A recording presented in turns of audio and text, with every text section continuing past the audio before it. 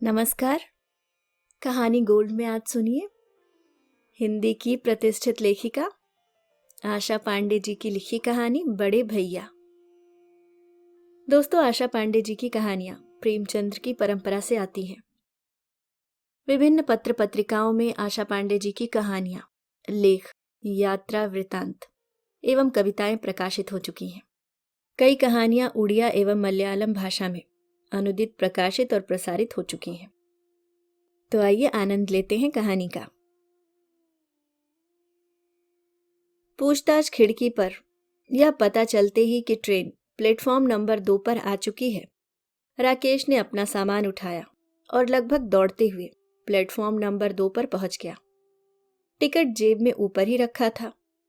राकेश ने टिकट निकालकर देखा, coach number S5, seat number 15। वह कोच नंबर S5 की तरफ बढ़ा। चढ़ने और उतरने वाले एक दूसरे से प्रतिस्पर्धा करते हुए से दिख रहे हैं। यद्यपि इस स्टेशन पर ट्रेन 20 मिनट रुकती है, लेकिन यदि भीड़ को धकियाते हुए चढ़ा उतरा न जाए तो भला कैसा सफर। चाय समोसा वड़ा बेचने वालों की भी कमी नहीं है, वे भी यात्रियों के साथ ही भाग दौड़ कर रहे हैं। उतरने चढ़ने वालों की धक्का मुक्की के बीच राकेश डिब्बे में चढ़ गया। अपनी सीट पर पहुंचकर सबसे पहले उसने अपना सामान सीट के नीचे रखा। फिर एक लंबी सांस लेकर जेब से रुमाल निकाल माथे पर आए पसीने को पोंछा और आराम से अपनी सीट पर बैठ गया। डिब्बे में लोगों की भीड़ की वजह से गर्मी कुछ अधिक लग रही है। गर्मी से राहत पाने के लिए उसने पानी की बोतल खोलकर 2 घूंट पानी गटक लिया। अब तक डिब्बे में भी सब अपनी अपनी सीटों पर बैठ चुके थे। अपने परिचितों रिश्तेदारों को छोड़ने आए लोग खिड़की के पास खड़े होकर आपस में बातें कर रहे हैं। एक झटका लेकर ट्रेन थोड़ा आगे बढ़ी और देखते ही देखते रफ्तार पकड़ ली। जब ट्रेन चल पड़ी तो राकेश ने घड़ी देखी। शाम के 5 बज रहे थे। सिर्फ रात भर का सफर। वह खिड़की से बाहर देखने लगा। इस रास्ते पर पड़ने वाले खेत खलिहान, जंगल मैदान, सब कुछ तो उसके चिरपरिचित है। हर 2 महीने के बाद वह निकल पड़ता है अपने बड़े भैया के पास। इस बार वह अपने काम में कुछ अधिक व्यस्त हो गया था, इसलिए दिवाली के बाद अब जा पा रहा है। बड़े भैया ने कई पत्र भेजे थे। इस उम्र में उन्हें पत्र लिखने की झंझट उठानी पड़ती है। अब तो फोन की सुविधा उपलब्ध है। बड़े भैया के पास भी फोन हो जाए तो कितना अच्छा होगा। चाहते तो भैया भी होंगे, लेकिन प्राइमरी स्कूल के हेडमास्टर की इतनी औकात कहाँ कि वह फोन लगा सके। हाँ, यदि लग जाए तो महीने का किराया भरना कोई कठिन नहीं होगा। इस बार वह दौड़ धूप कर घर पर फोन लगवा देगा। पैसा जरूर खर्च होगा, लेकिन बड़े भैया को आराम मिल जाएगा। सुरेश, राजेश और रमेश तीनों अच्छी नौकरी पर लग गए हैं, लेकिन माँ बाप के लिए गांव में कुछ सुविधा जुटा दें यह उनसे नहीं होता। अलबत्ता अपनी सलाह जरूर देते रहते हैं कि आपके 3 बेटे, एक भाई सभी शहर में हैं। आप लोग घूम फिर कर बारी बारी सबके यहाँ रहिए। गांव में क्या धरा है जो यहाँ पड़े रहते हैं। अब उन्हें कौन समझाए कि गांव में क्या धरा है, या तो कोई बड़े भैया की आत्मा से पूछे। गांव की मिट्टी में जो सौंधी सुगंध है, वह शहर की खोखली धुएं युक्त धूल में कहाँ। अंतःकरण की गहराइयों से निकले सुकोमल प्रेम तारों से जुड़े ग्रामीण दिलों में शहर की औपचारिक भाव भंगिमा को झेलने की शक्ति कहाँ। पड़ोसियों तक से संवादहीनता और उनके झूठे दर्प को सह पाना बड़े भैया के बस का नहीं है। इसी पावन मिट्टी पर बड़े भैया ने जन्म लिया और अपना पूरा जीवन बड़ी ठसक से यहीं पर बिताया।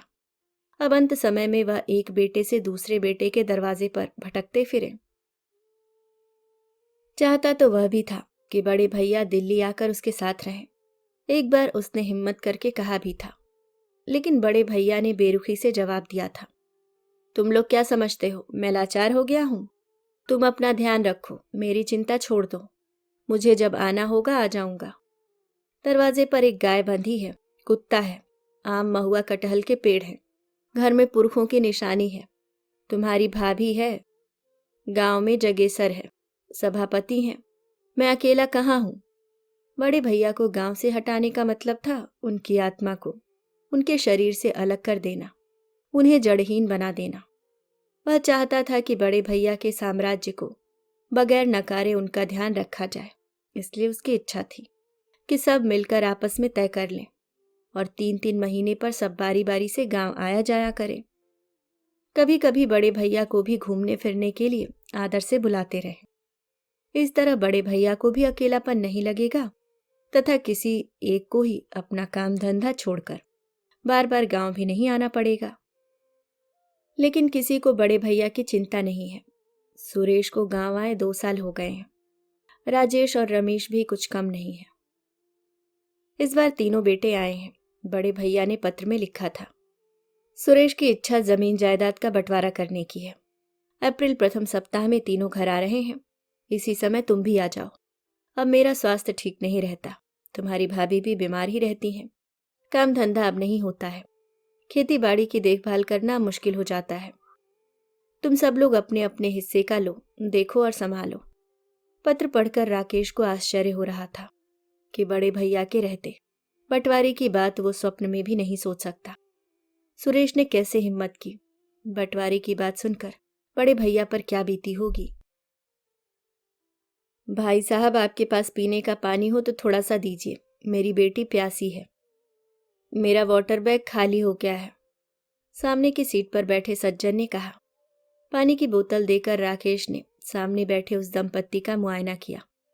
साधारण सी सिंथेटिक साड़ी में लिपटी वह महिला अनवरत रोती बच्ची को चुप करने में जुटी है।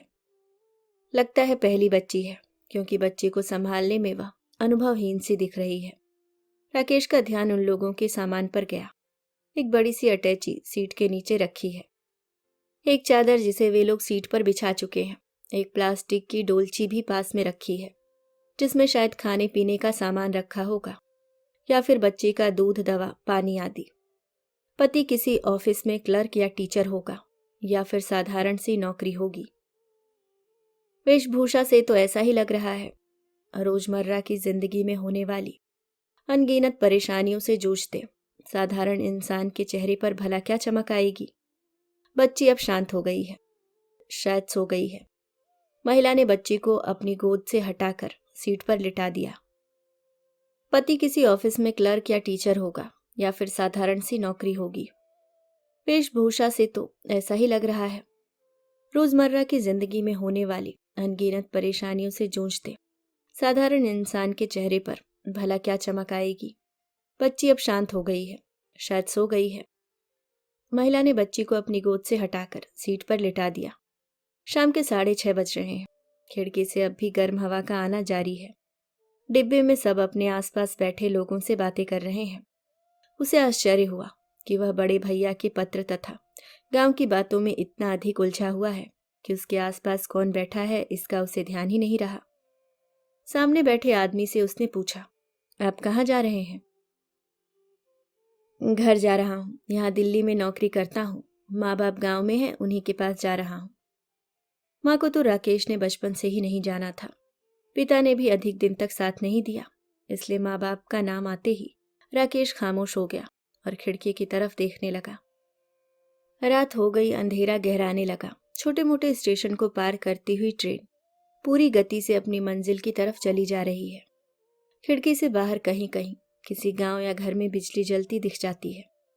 उसके गांव के पिछवाड़े भी लगभग आधा किलोमीटर की दूरी पर रेल की पटरियां बिछी हुई हैं, जिसे छोटी लाइन कहा जाता है। दिन में एक आध रेलगाड़ी उस पटरी से गुजरती थी। बड़े भैया के लाख मना करने पर भी वह छुप छुपा कर उस पटरी के पास तक पहुंच जाता था और भागती ट्रेन के दरवाजे तथा खिड़कियों से झांकते यात्रियों को हाथ हिलाकर विदा करता था। कभी कभी तो जीभ निकालकर चिढ़ा भी देता था। बड़ा मजा आता था रेलगाड़ी देखने में। एक बार बड़े भैया को पता चल गया, बहुत नाराज हुए थे।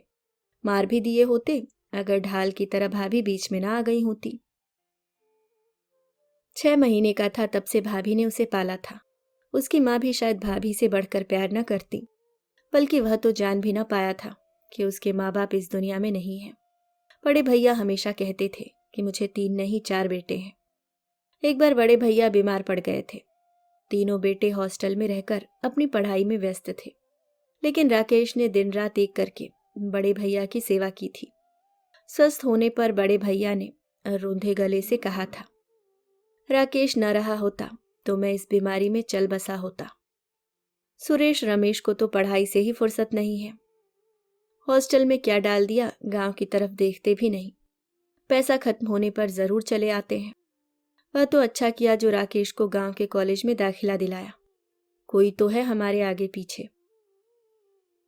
बड़े भैया की आवाज में ढलती उम्र के प्रभाव से कमजोर होती सांस की चिंता साफ झलक रही थी। यत्र तत्र बिखरी उम्मीदों को समेटकर तदनुकूल व्यवहार करने का यही तो समय है। शायद इसलिए बड़े भैया ने कहा, सुन रही हो सुरेश की माँ, मुझे रिटायरमेंट के बाद जो भी पैसा मिलेगा सब 4 भागों में बांटूंगा। मेरा जो कुछ भी है सब में राकेश का बराबर का हिस्सा लगेगा। गीले हाथों को अपने आंचल से पोंछती हुई भाभी वहीं पास की चारपाई पर बैठते हुए बोली, यह भी कोई कहने की बात है जी। वह तो है ही मेरा बेटा, उसे भला हिस्सा कैसे नहीं मिलेगा। सुरेश रमेश चाहे पीछे हो जाएं, लेकिन लल्ला जी का स्थान हर जगह आगे रहेगा। वह गदगद हो गया था। पैसे रुपए जमीन जायदाद आदि का तनिक भी लालच उसे नहीं है। प्यार की जो छाया उसे मिल रही है वह उसी से खुश है। इतने अच्छे भैया भाभी जिसे मिले हों, उसे माँ बाप की कमी क्यों खलेगी। ट्रेन किसी स्टेशन पर रुकी। उसने घड़ी देखी। रात के 10 बज रहे हैं। कंपार्टमेंट में कुछ लोग सो चुके हैं, कुछ खा पी कर सोने की तैयारी कर रहे हैं। वह शाम को घर से खा पी कर निकला था।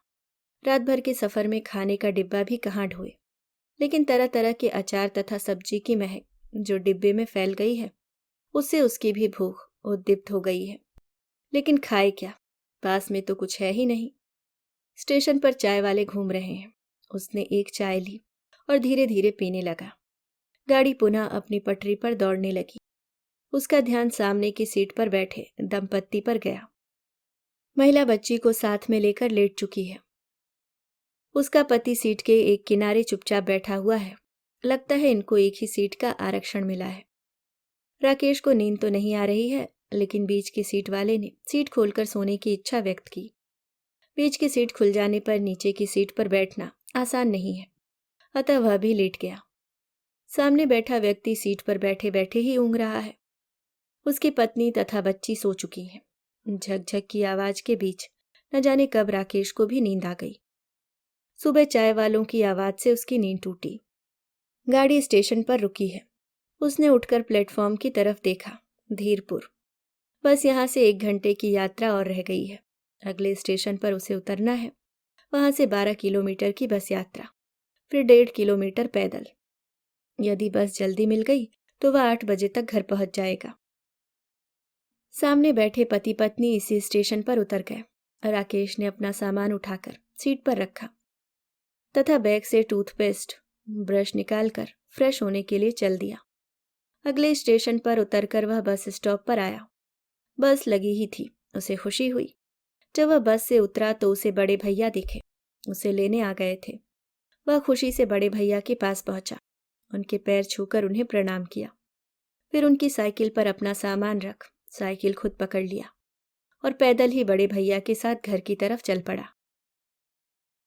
घर में गजब की रौनक थी। सुरेश, राजेश, रमेश सभी अपने अपने बाल बच्चों के साथ आए हैं।